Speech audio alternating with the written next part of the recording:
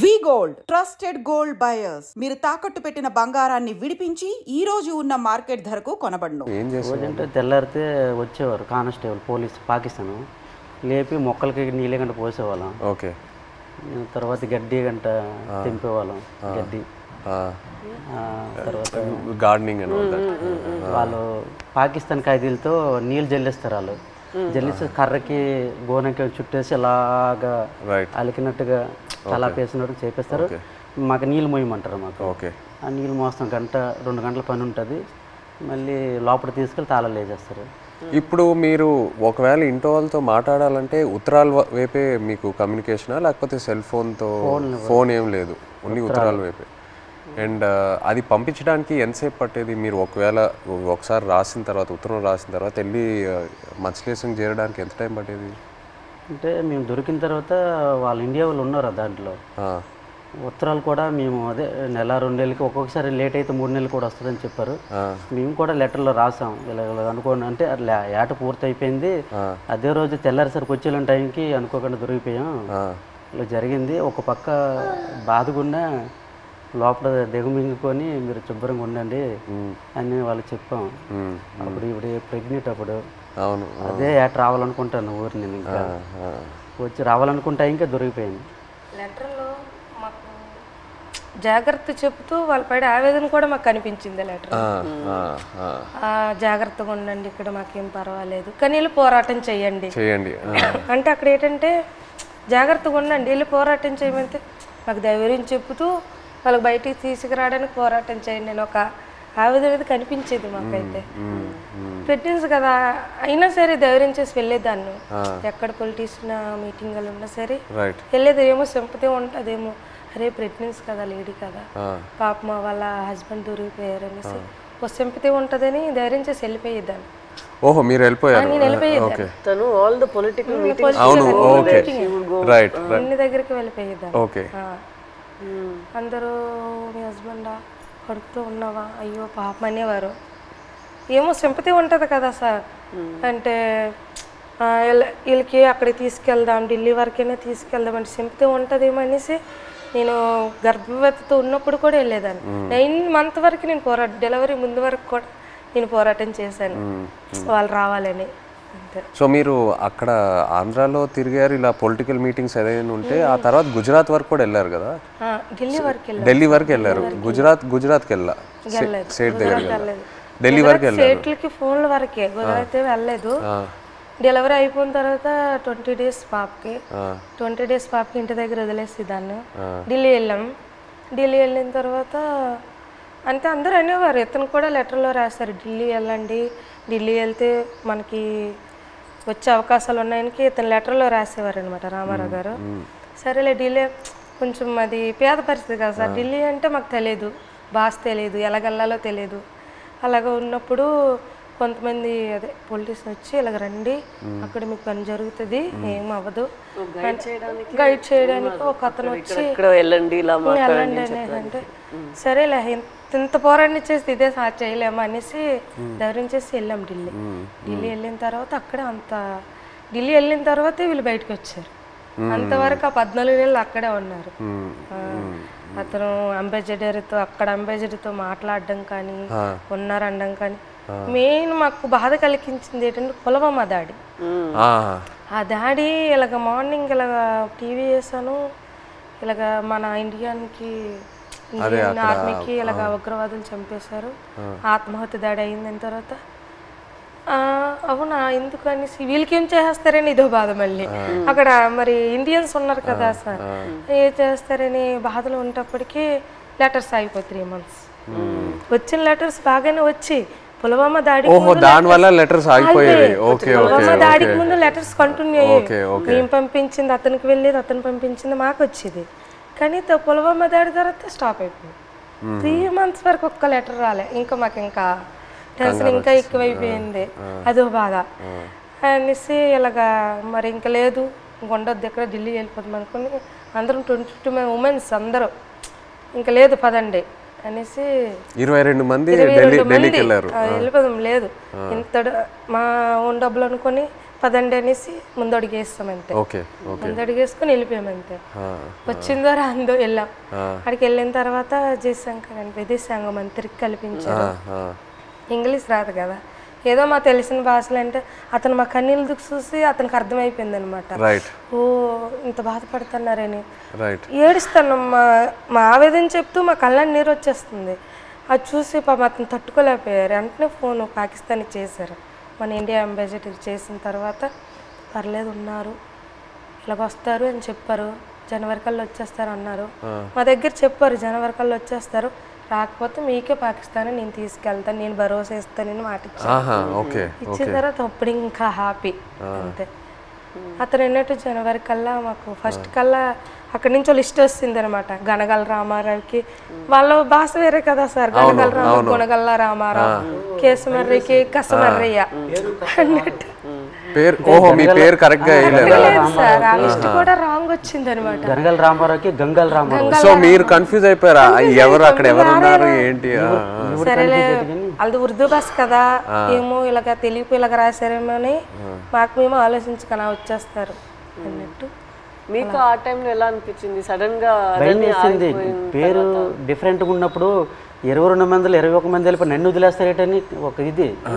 వీళ్ళు కావాలని వాళ్ళకి రాస్తారేటో చెప్పలేం. పాకిస్తాన్ మీ పేరే తప్పేశారా?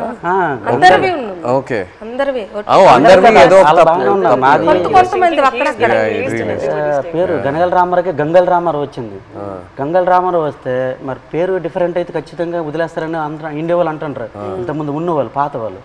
నాకైతే రాత్రి నిద్ర రాలేదు. 22 మందిలో 22 నా పేరు రాకపోతే నాకు వదిలేస్తే నాకు నిద్ర పట్టట్లేదు, తినాలనిపించట్లేదు. అప్పటికే 14-15 నెలలు అయిపోయింది, సంవత్సరం దాటిపోయింది. అప్పటికి ఇలాగ అయిపోయింది, సన్నంగా అయిపోయాను. వాళ్ళు ఏదో చపాతీలో అంటే ఏదో కలుపుతారంట అక్కడ జైల్లో. అదేదో మనకి ఏదో బరువు మోయాలని మోయలేమంట, ఆవేశం వచ్చేస్తుందంట. వాళ్ళు చెప్పిన మాటలే అప్పటికే సన్నంగా అయిపోయాం. తర్వాత నోటంటే కూడా బ్లడ్ వచ్చేస్తుంది. ఏమంటే టెస్టులు చేస్తే వేడి వల్ల అన్నారు, ప్రాబ్లం లేదంటే కొద్దిగా ఆపేయకుండా ఉన్నారు.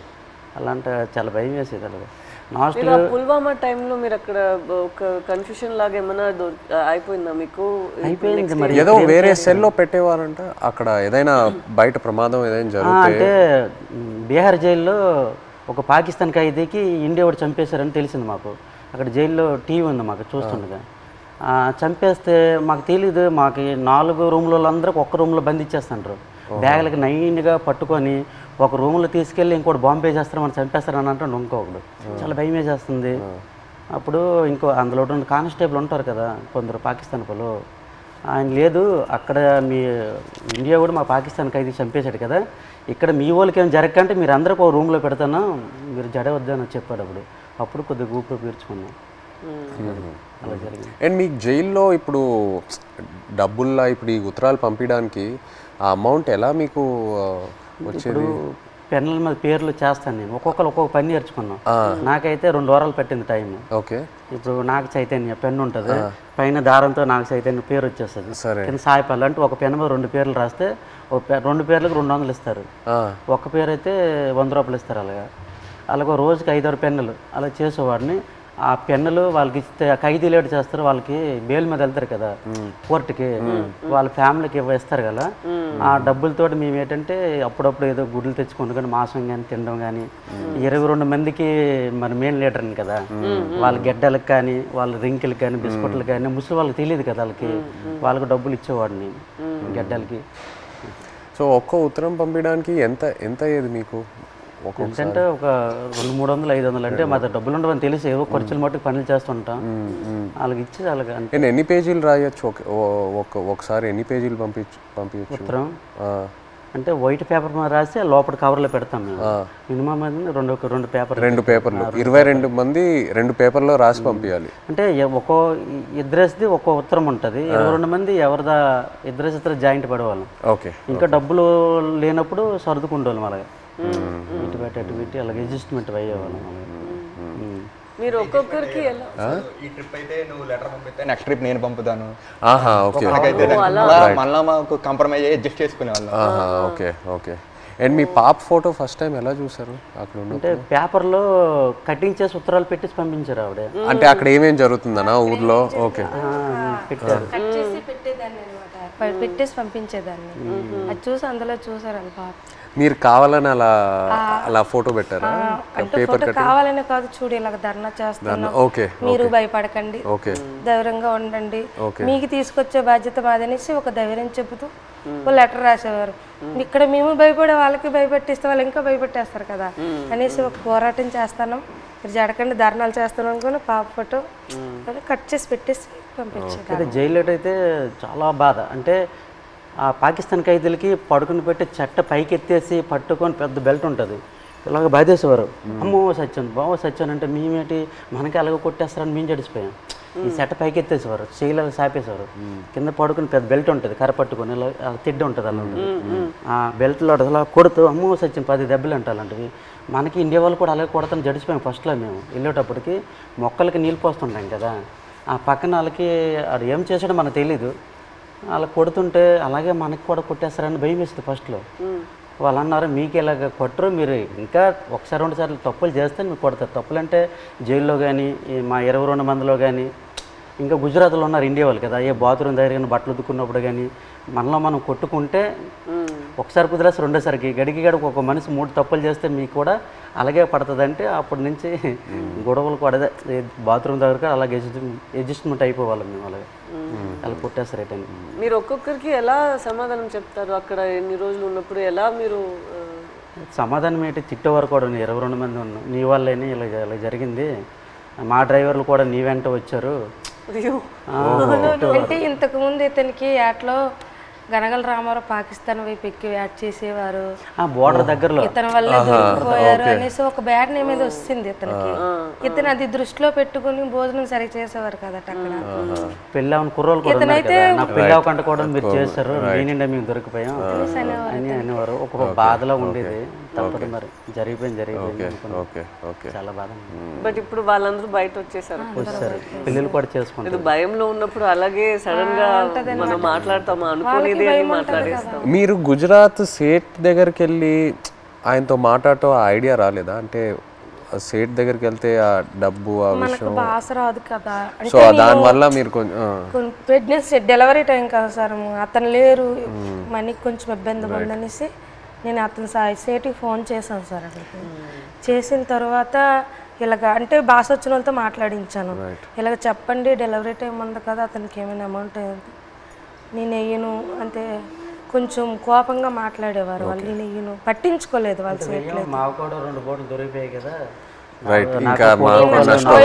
నేను ఎందుకు మీకు వేయాలన్నట్టు ఆయన. ఇప్పుడు మీరు ఇలా ఒక పరిస్థితి రాలేదంటే కూడా మీకు చాలా కష్టాలు వస్తూనే ఉంటాయి కదా, మీకు రోజు రోజులకి ఇలా మీరు చెప్పినట్టు ఎలా తుఫాన్ వస్తుంది దాన్ని మీరు చూస్తూనే ఉండాలి కదా. తుఫాన్ వచ్చింది అక్కడ చేస్తుండగా తుఫాన్ వచ్చింది, తర్వాత యాంటీ అని వైర్లెస్ మాకు పిడికి పడ్డా తిరిగిపోయింది, చాలా ఇబ్బంది పడ్డాం. తర్వాత బోటు మొత్తం నీరు అయిపోయింది, చాలా ఎదుర్కొన్నాం అన్ని. ఒక్కొక్కసారి బోట్లు మునిగిపోతున్న టైంలో పక్కన బోట్ వచ్చి మనుషులకు కాపాడేవారు, బోట్ మాత్రం మునిగిపోయేది. కానీ అక్కడ పక్కన బోట్ లేకపోతే ప్రాణాలు కూడా కోల్పోతారు. అలాంటి పరిస్థితి వాళ్ళు చెప్పినప్పుడు మీరు మీ ఆయన దగ్గర అడగలేదా, మీరు ఎందుకు ఈ పని చేస్తున్నారు, మాతోనే ఉండండి, ఇక్కడే ఏమైనా పని చేయండి, మీరు అట్లేం అడగలేదా? లేదు మేడం, అలాంటి ఉపాధి అక్కడ లేదు, మా సైడ్ లేదు. అక్కడికి వెళ్తేనే మాకు మేము అంటే ఇక్కడ రూపాయి ఇస్తే అక్కడ 2 రూపాయలు లేదు. ఇక్కడ నెలనూలే లైక్ ల్యాండ్ ఇట్ సెల్ఫ్ వేరే ఏమైనా ఒక పని మనం చేసుకోవాలి కదా, ఇంత రిస్కీగా ఎందుకు? చాలా మంది డిగ్రీ ఇవన్నీ చదువుకుని ఉన్నారు చాలా మంది, కానీ జాబులు రావట్లేదు. మంచిగా ఎస్టీ జాబితాలో ఏదో చేరిస్తే మాకు జాబులు వస్తామని అంటారు, కానీ చదువుకున్న జాబులు రావట్లేదు. అందుకే ఎక్కువ వలసలు వెళ్ళిపోతారు. చాలామంది చదువుకున్న వాళ్ళు కూడా వెళ్ళిపోతుంటారు, వీళ్ళ అబ్బాయి కూడా చదువుకుంటారు. చాలామంది డిగ్రీలు ఇంటర్లు చదువుకున్న జాబులు రాక వెళ్ళిపోతుంటారు. మా మధ్యకి ఎస్టీ జాబితాలు చేరిస్తేనే ఆ జాబులు వస్తామంటే దానికోసం ప్రయత్నిస్తాను, కానీ ఎవరు సరిగ్గా పట్టించుకోవట్లేదు. ఎందుకు మాకు జాబులు రావట్లేదు అర్థం కావట్లేదు. సో మీరు శ్రీకాకుళం నుంచి లెటర్స్ పంపిద్దాం అనుకున్నారు కదా పాకిస్తాన్కి, అప్పుడు జైల్లో ఉన్నప్పుడు. అప్పుడు ఇక్కడి నుంచి లెటర్లు పంపించడానికి ఏదైనా ఇబ్బంది ఉండిందా? ఇబ్బంది ఉంది. ఇక్కడ నుంచి లెటర్స్ అంటే వాళ్ళు అడ్రస్ రాశారనమాట, ఇలా పంపించండి, టు అడ్రస్ ఫ్రమ్ అడ్రస్ అన్నట్టు ఉంటుంది, ఇలా పంపించండి అని రాశారు. అలాగే మేము పోస్ట్ ఆఫీస్కి వెళ్ళి ఇలాగ రాస్తే పాకిస్తాన్ రాస్తే వాళ్ళు చదివారు, పాకిస్తాన్ ఏంటి, పాకిస్తాన్కి మీకేం సంబంధం, మీరు పాకిస్తాన్కి లెటర్ వేయడం ఏంటి, ఇలాగ అడిగేవారు అనమాట. చాలా ఇబ్బంది పెట్టేశారు. 2-3 డేస్ వాళ్ళకి ఇలాగే ఇబ్బంది పెట్టేస్తే మేము ఈ స్టోరీ మొత్తం చెప్పిన తర్వాత వాళ్ళు అప్పుడు ఒప్పుకున్నారు. అప్పుడు ఒప్పుకున్నారు. తర్వాత మేము ఏదో పాకిస్తాన్ నుంచి వచ్చినట్టు, వీళ్ళు పాకిస్తాన్ వాళ్ళు, మీరే ఈడుమెట్టి పాకిస్తాన్ అనేసి వాళ్ళ క్వశ్చన్లు అడిగేవారు. చాలా ఇబ్బంది పెట్టేశారు. తర్వాత ఈ స్టోరీ మొత్తం చెప్పిన తర్వాత అప్పుడు నమ్మారు. అంతే. మీ ఫ్యామిలీ ఎవరు చెప్పలేదా మీకు ఇలా సేపలు పట్టుకున్న వాళ్ళని పెళ్లి చేసుకోకూడదు, ఇలాగే ఉంటుంది మీకు, ఇదన్నీ ఎందుకు, లేదంటే ఎందుకు లవ్లో పడుతున్నారు మీరు ఇలా రిస్కీ లైఫ్లో ఉన్న వాళ్ళతో, అలా ఏమి ఎవరు చెప్పలేదా? ఏదండి అదే మీరు ఎవరు చెప్పలేదా? అమ్మ నాన్న వాళ్ళు ఎవరు లేదు ఇక్కడ ఉన్న వాళ్ళే చెప్పిన అవి లవ్లో ఉంటాం కదా, అవి కనిపించదు అనమాట. అంతే, లవ్లో ఉంటే అతనే కావాలన్నట్టు ఉంటది. అంతే, ఎంత రిస్క్ అయినా పర్లేదు, ఇలాగే ఉండిపోతుంది, అతనే కావాలి. మన తండేల్లో సత్యాన్ రాజు లాగే ఒక రకంగా. సార్ ఇప్పుడు మేము పాకిస్తాన్ భారతదేశం మొత్తం తెలుసు కదా, ఈ కథ తీయాలని మీకు ఎలాగనిపించింది? మా ఇంటికి రావడం, తినడం, చేయడం చాలా హ్యాపీ అనిపించింది. మీకు ఎలాగ ఆలోచన వచ్చింది తీయాలని? ఎంతమందికి తెలుసు కదా, చాలామంది ఉన్నారు, ఎవరికి రాని ఆలోచన మీకు ఎలాగొచ్చింది? లేదు, చాలా అంటే ఫస్ట్ నాకు చందు ఈ కథ చెప్పిన తర్వాత కార్తిక్ వచ్చి నాకు ఈ ఐడియా చెప్పాడు. ఆ తర్వాత చందు నాకు నేను సినిమాలో ఇలా ఒక స్క్రీన్ ప్లే ఇలా తీద్దాం అనుకున్నాను చెప్పిన తర్వాత బాగా ఎక్సైట్ అయ్యా. వెంటనే మనం శ్రీకాకుళంకి వెళ్ళి మత్స్యలేశంకి వెళ్ళి అందరినీ కలుద్దాము, అక్కడ వాళ్ళని కలిస్తే నాకు ఇంకా మంచి ఐడియాస్ వస్తాయని చెప్పి అక్కడ వచ్చి మీతో ఆ రోజు స్పెండ్ చేయడం జరిగింది. ఆ తర్వాత వైజాగ్కి వెళ్ళి పోర్ట్లో మళ్ళీ సముద్రంలోకి వెళ్ళటం అదంతా జరిగింది. కానీ మిమ్మల్ని వచ్చి కలిసాక నాకు అర్థమైంది ఈ క్యారెక్టర్లో, ఈ కథలో ఇంకా ఎన్ని లేయర్స్ ఉన్నాయి, ఎన్ని కష్టాలు ఉన్నాయి, ఎన్ని హై పాయింట్స్, ఇన్స్పైరింగ్ ఎలిమెంట్స్ ఎన్నో ఉన్నాయని. సో ఇప్పుడు తండేలు అంటే దాని మీనింగ్ ముందే మీకు తెలుసా? కార్తిక్ చెప్పి లేదు, తండేలు అంటే అంతకుముందు తెలీదు. తండేలు అంటే మనకి ఈ బోట్ క్యాప్టెన్ లీడర్ అనేది ఒకసారి నాకు కథలోకి వచ్చాకే తెలిసింది, అంతకుముందు తెలియదు. మాకు అక్కడ తండేలు అంటారు గుజరాత్లో. అదే వాండర్లో మాకు తండేలు అంటే చిప్పి నడిపించే వారిని తండేలు అంటారు అక్కడ. అందుకే ట్రైలర్లో కూడా డైలాగ్ వేసాం, తండేలు అంటే ఓనరా కాదు, లీడర్. చాలా బాగా వచ్చింది సార్. అయితే సార్ అక్కడ ఎంత బాధపడ్డామో అంత హ్యాపీగా ఉంది ఈరోజు. ఎందుకంటే అది ఒక జీవితంలో గుర్తుండిపోద్దలుగా మా రియల్ స్టోరీ. ఇప్పుడు మేడం అంటే మేమైతే రియల్గా అన్నీ మా బాధలన్నీ తెలుసు మాకు, మేము పడే ఆవేదన. కానీ మీకు ఎప్పుడైనా షూటింగ్లో ఒక సీన్ చెప్పినప్పుడు, అదే ఎమోషనల్ సీన్ చెప్పినప్పుడు కానీ ఆ సీన్కి ఎప్పుడైనా మీరు ఎమోషనల్ అయ్యారా? అరే వీళ్ళు ఎంత బాధపడ్డారు అన్నట్టు మీకు ఎప్పుడైనా అనిపించిందా? మాకు మీ వే ఆఫ్ లైఫ్ రోజు మీరు ఎలా గడుపుతున్నారో అదే నాకు ఒక పెద్ద ఆశ్చర్యం. మీరు ఎలా చెప్తారో, నేను రోజుకి తుఫాన్ అక్కడ వస్తుందా, ఏమవుతుంది అని ఒక రోజుకి ఎలా మీరు గడపగలుగుతారో, నెక్స్ట్ రోజు లేచి అది నిజ లైఫ్లో నేను అది చేయగలుగుతాను అంత నాలో ఆ శక్తి ఉందని నాకు తెలీదు. సో ఒక్కొక్కసారి అలా చేసినప్పుడు మనం ఫిల్మ్లో నాకు ఈ ఆలోచనే వస్తుంది, వీళ్ళకి ఎక్కడి నుంచి ఆ ధైర్యం వస్తుంది? ఎందుకంటే నార్మల్గానే మనం అందరికీ ఇలా ఒక పరిస్థితి వస్తుంది అని మనకు తెలీదు. అక్కడ అలా ఉన్నప్పుడు మనం ఎక్కడ వెళ్ళాలి, ఎక్కడి నుంచి షురూ చేయాలి, అక్కడి దాకా వెళ్ళాలి, వాళ్ళని ఎలా బయట తీసుకురావాలి అనేది ఒక పెద్ద మనమే మన లోపల చెప్పాలి, లేదు ఇది అయిపోతుంది మన అలా ఈ థాట్ని వదలకూడదు మధ్యలో. సో అది మీరు అందరూ ఎలా చేశారో అని ఆ థాటే నాకు ఉంది. నాకేం కష్టం అనిపించట్లేదు, బట్ మీరందరూ ఎంత కష్టం తీసుకున్నారో అదే నాకు ఆశ్చర్యం ఇచ్చింది. అంతే. ఏ సీన్కి ఎమోషనల్ అయ్యారా మీరు? సీన్ చెప్తారు కదా ఎలాగ ఉంటుంది మూమెంట్స్, అండ్ ఏ డైలాగ్ ఎమోషనల్ అయ్యారా చెప్పేటప్పుడు అనేసి? మనం కొన్ని విషయాల్లో మీరు చెప్తున్న దాంట్లో నుంచి తీసుకున్నాము, కొన్ని విషయాల్లో మనమే ఒక డ్రామా లాగా తీసాము. సో ఆ డ్రామాలో ఎక్కడ నేను లేని సీన్స్ కొన్ని ఉన్నాయా, అక్కడ నాకు చాలా బాధ అనిపించింది. నా సీన్స్ ఏముందో అది వేరొక డ్రామాలో వెళ్తుంది, బట్ నిజంగానే ఒక రోజుకి ఎలా వాళ్ళు ఏం జీవిస్తున్నారో కొన్ని క్యారెక్టర్స్ ఉన్నారు, వాళ్ళకి జరిగిన పని, వాళ్ళు చెప్తున్న మాటలన్నీ విన్నప్పుడు నాకు అప్పుడు బాధ అనిపించింది. నాది కన్నా వాళ్ళది నేను విని చాలా బాధపడ్డాను. మీరు ఢిల్లీ వెళ్ళటం ఆ ఎపిసోడ్స్ మీరు నాకు శ్రీకాకుళంలో చెప్పినప్పుడు బాగా ఎమోషనల్గా అనిపించినాయి. మీరు ఢిల్లీకి వెళ్ళి ఎలా పోరాడారో అక్కడ. అండ్ అది కాకుండా ఇంకోటి నాకు చెప్పారు, సముద్రంలో ఉన్నప్పుడు ఒక పెద్ద షిప్ వచ్చి మీది ఒక చిన్న బోట్ అలా కొట్టుకొని అలా వెళ్ళిపోయింది కదా, అది చెప్పినప్పుడు నాకు నిజంగా చాలా ఆశ్చర్యంగా అనిపించింది. కొట్టుకొని పోయి అసలు ఆగలేదు కదా, కొట్టుకొని అలా వెళ్ళిపోయారు కదా. అవసరం 2 భాగాలు 2 ముక్కలు కూడా అయిపోయింది. షిప్ పెద్దది కదా. అందరూ like community so United and I think మీలో ఉన్న శక్తి మీరందరూ కలిసి ఒకేలాగా ఉన్నారు కదా. లైక్ వన్ ఫ్యామిలీ, ఒక ఫ్యామిలీ అర్థమైంది. బట్ మీరు అందరి ఒకే ఫ్యామిలీ కదా. సో ఒక్కరికి ఇది జరిగిందంటే అందరికి అది జరిగినట్టే. ఏ ఫ్యామిలీకి అలా జరగకూడదు. మా ఫ్యామిలీలో ఒకేసారి దొరికిపోవడం అంటే చాలా బాధాకర విషయం. నేను డ్రైవర్ మెయిన్ తండ్రి కనుక ఆ లైన్కి బోట్ ఆఫ్ చెప్పినట్టు మా బావగారు, తర్వాత మా ఎర్రీకి బామ్మరిదే అంటే అన్నయ్య, నేను బోట్ ఆఫ్ చెప్పాను. ఈ బోట్ ఆఫ్ చెప్పిన ఓనర్లంతా నా వెనక పంపించారు. ఈ రామారావు ఎక్కువ చేపలు పడతాడు, ఈ వెనకెతలు వెళ్ళండి చేపలు ఎక్కువ దొరికితే అనుకుని నాకు వెనకలు పంపించడం, దొరికిపోవడం చాలా బాధాకరమైన విషయం. ఇలా జరుగుతుంది అనుకోలేదు. సో లాస్ట్ క్వశ్చన్ అంటే తండేల్ 2 ఉందా? మీరు ఆ రోజు ఈవెంట్లో ఏదో జోక్ వేశారు కదా, చెప్పండి. ఇంకోసారి పాకిస్తాన్కి దొరకాలి, అప్పుడు స్టోరీ అంటే ఒక కోరిక తండేల్ 2 ఉంటే ఖచ్చితంగా ఒక తమ్ముడుగా యాక్టింగ్ చేయాలని అయితే పాకిస్తాన్ దొరకకుండా దొరకకు. ఈసారి మీరు ఇంకా ఢిల్లీ అంతా వెళ్ళరా? తిరిగే శక్తి బోల్డ్ కథ ఉంది. ఇంకా అక్కడ వచ్చేసరికి ఇంకా ఇక్కడ ట్రావెల్ పడ్డాం.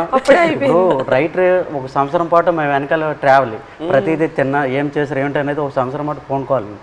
అదే ఇక్కడ పాకిస్తాన్ వచ్చేసరికి ఇక్కడ అప్పటికి 7 సంవత్సరాలు అవుతుంది. ఇప్పుడు చాలా ఉన్నాయి కదా, ఇంకా ఇక్కడ తండేల్ 2లో కూడా ఇంకా బోల్డ్ కథ ఉంటుంది. కానీ ఈసారి ఫైట్ చేయాలంటున్నారు కదా మీరు అక్కడ నుండి ఇక్కడికి వచ్చేసరి నేనేం చేశాను ఇంకా బోల్డ్ అని ఇంకా స్టోరీ ఉంది. ఇంకా ఖచ్చితంగా చెప్పండి జీవితంలో ఇది గుర్తుండిపోతుంది. నచ్చిన విషయం ఏంటంటే సార్ మీరు ఉన్నారు కదా, ఆ డ్రెస్సింగ్ స్టైల్ కానీ ఎప్పుడు మీకు ఏ సినిమాలో అలా చూడలేదు. ఆ చినిగిపోయిన షర్ట్ కానీ ఆ డ్రెస్సింగ్ స్టైల్ కానీ, అనకాపల్లిలో ఒక షూటింగ్ ఉంది కదా, అక్కడికి వచ్చాము. అక్కడ చూసి నేను షాక్ అయిపోయాను. అదే ఏ సినిమాలో చూడలే అసలు. అలా ఇమిడిపోయారు సార్ మీరైతే.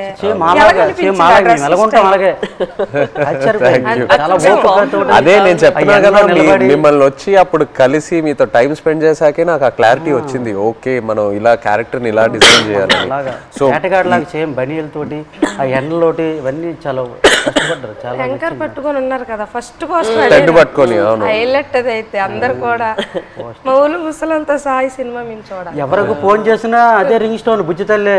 ఎవరికి ఫోన్ చేసినా రింగ్ స్టోన్ ప్రతి సెల్లకి హైలెస్ సాంగ్ ఉంది కదా, అది ఎలా హైలెస్ అది మా స్లాంగ్. ఎలా సింక్ అయింది అది అక్కడ అంటే మేము అలలకి తెప్ప లాగేటప్పుడు వస్తారు కదా.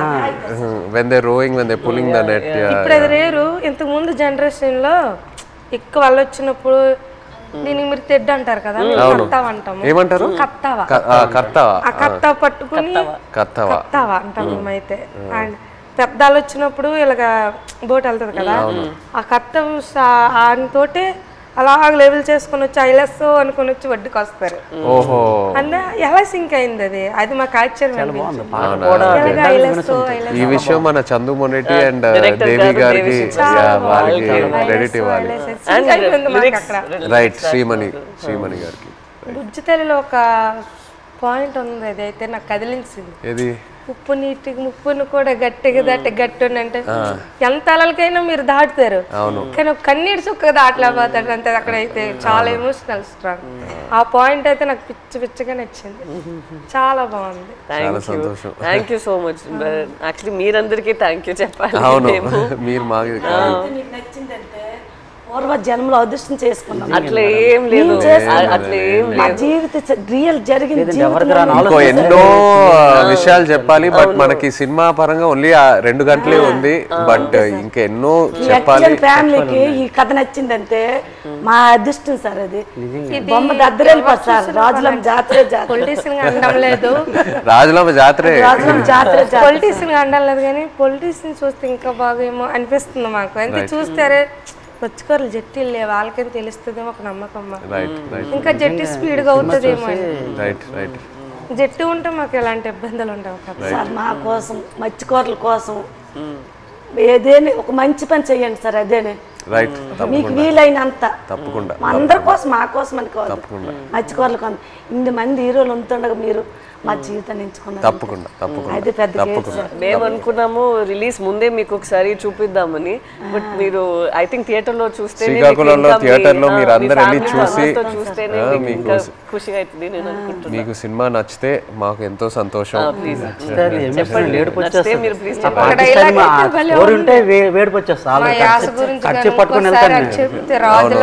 అది మిమ్మల్ని మైండ్ లో పెట్టుకొని చేస్తాం. అవునా? జరిగింది. ఇప్పుడు మేము చేపలు సార్, మా యాస వేరే ఉంటుంది, అలా అక్కడ ఉంటుందిరా అనడానికి అక్కడ ఉంటుందిరా అనేసి మా భాష వేరే ఉంటుంది. ఒక సిటీ వెళ్ళామనుకో మా భాష విని అరే చేపలు వాళ్ళరా అంటారు కొంతమంది, మీ చేపలు అంటారు కొంతమంది.